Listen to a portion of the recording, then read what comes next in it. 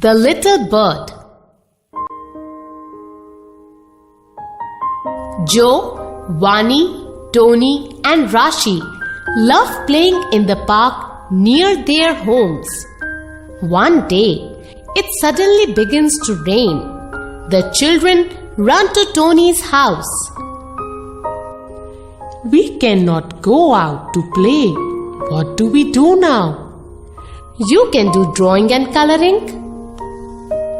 Just then, a bluebird comes into the house.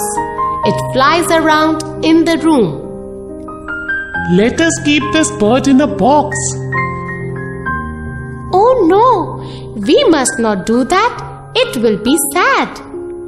Soon the sun comes out. The clouds are gone. Tony opens the window. The bluebird flies out. It sits on a tree near the window and begins to sing. Thank you for not catching me and letting me go free. The bluebird then flies away.